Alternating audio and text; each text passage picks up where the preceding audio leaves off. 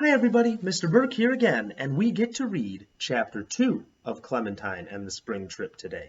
Now in Chapter 1, we got to meet all of our characters, and we found out that Clementine was super excited because she planted an apple tree, and it sprouted. She's so excited to see her tree growing and thriving. All right, let's go on and read Chapter 2. As soon as I sat down next to her on the bus Monday morning, Margaret started warning me about silent eating. No crunching, no smacking, no snicking, no slurping, no gulping, no wait. I don't even know what snicking is, I interrupted.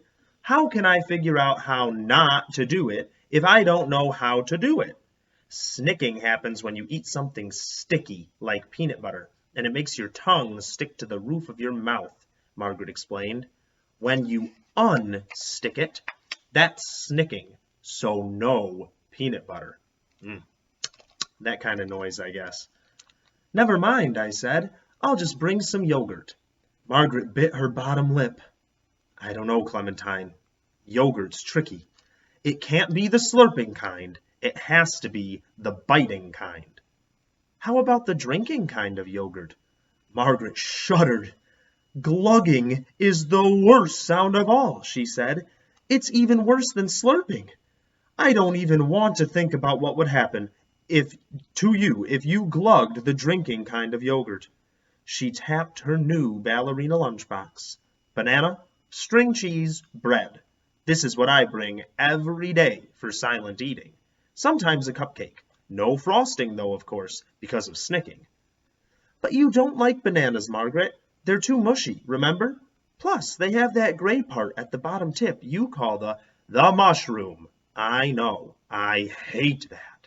Margaret shrugged. And your mother doesn't think that's strange?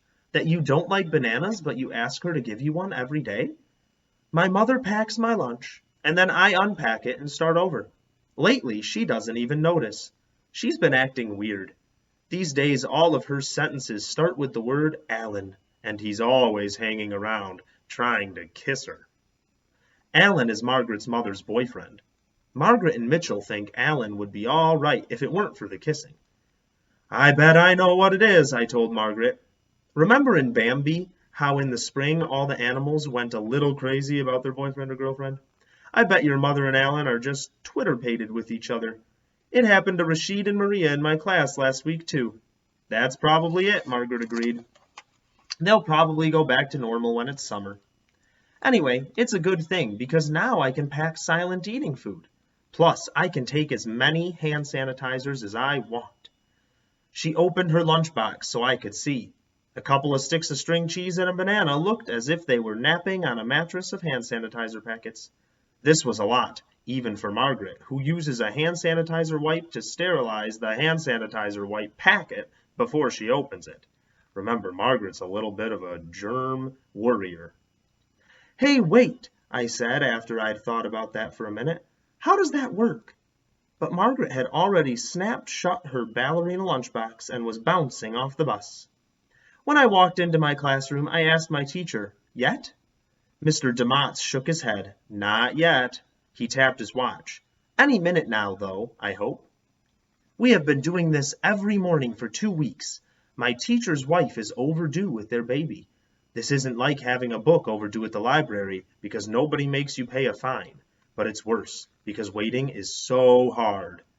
Oh, sorry, I said, and then I hung up my jacket. Instead of doing quiet journal writing, everyone was running around talking about Thursday this and Thursday that. This is Clementine's teacher right there, tapping his watch. Thursday this and Thursday that because our school goes a little crazy in the spring, too.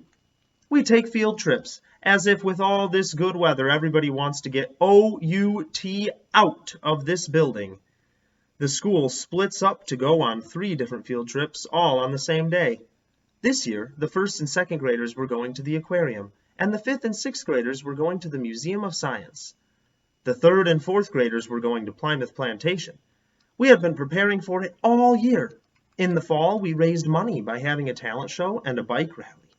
This winter we read so many books and watched so many videos that we became experts about the Pilgrims and the Wampanoag native people.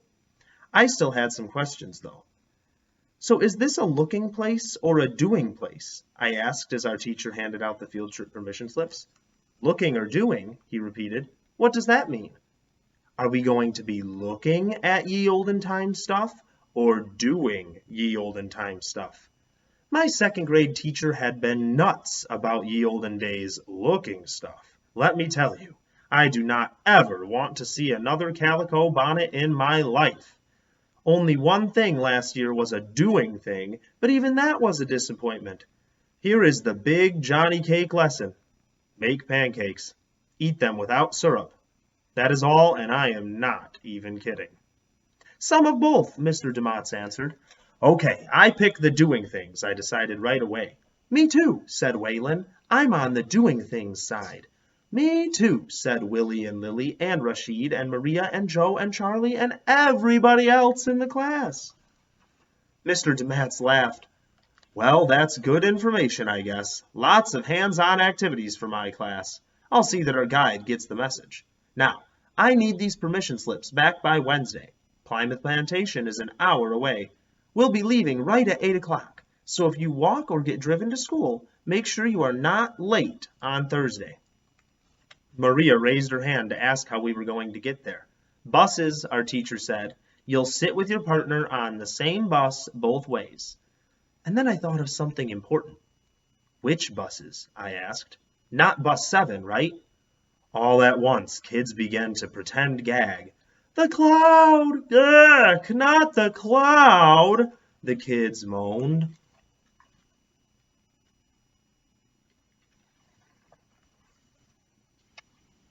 The cloud? Mr. DeMotts asked. Kids were falling out of their seats now, pretending they were dying from just thinking about how smelly bus 7 was. Well, all the kids except for Kyla and Charlie. They both put their heads down on their desks. They had to take bus 7 every day.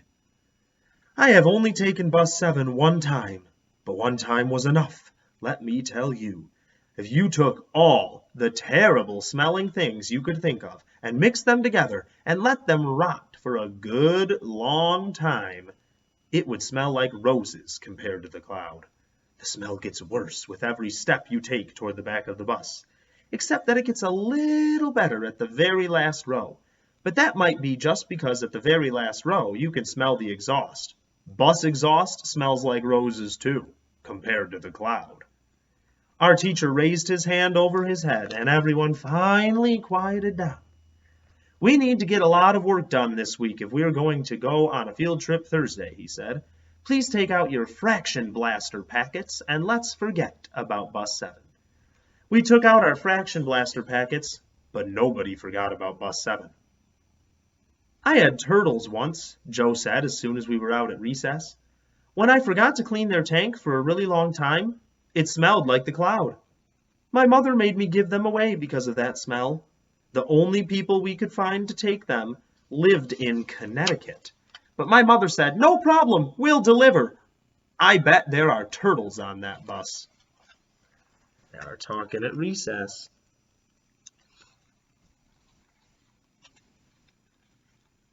I'd be surprised if the smell of the cloud was coming from turtles. Charlie shook his head. No, what it smells like is that cheese that smells like feet. No, said Waylon, what it smells like is feet that smell like that cheese that smells like feet. I left my classmates arguing and went over to the pine tree in the corner of the playground. There she is, over by the pine tree. All that bus 7 talk had made my nose want to smell something good. I sat on the pine needles under the tree, taking nice, deep sniffs, and thinking about my apple tree. Someday it would be as big as this pine tree. Someday people would sit under it and enjoy how nice it smelled, especially in the spring when it would be covered with blossoms. Before I went back to the group, I gathered a few pine needles to keep in my pocket in case the kids weren't finished talking about the cloud. They weren't. No, Morris Boris was saying, what it smells like is this. If you find cat throw up lying on the sidewalk on a hot day and you wrap it in one of your socks after you've been out playing soccer, and then you accidentally stuff the cat throw up sock into the chimney of your sister's dollhouse, and then hide the dollhouse in the back of your closet for 6 months, and then accidentally put it back in your sister's room. That's what it smells like. We all stared at Morris Boris. I knew everyone was thinking the same thing. Morris Boris was the nicest person in our whole class, maybe even the whole school. Did you do that? I asked. Did you really do that to your sister? Now Morris Boris looked shocked. Of course not, he said. I don't even have a sister. I was just saying, the cloud smells like if you did all that. Just then, the recess is over bell rang. The kids kept on arguing about the smell as we filed inside. No, Adrian said as he hung up his jacket. It smells like once, after my dog ate an entire... Our teacher held up both his hands and said, Stop! Okay, that's enough. I get the picture, he said. I'll send a note along to the bus company. Have them look into the problem. I hope they get the problem sorted out, because it sounds like that's one smelly bus, and the kids are having some trouble focusing. But that's the end of our chapter today. Stay tuned for Chapter 3. I hope you're enjoying this story as much as I am. Thanks for listening.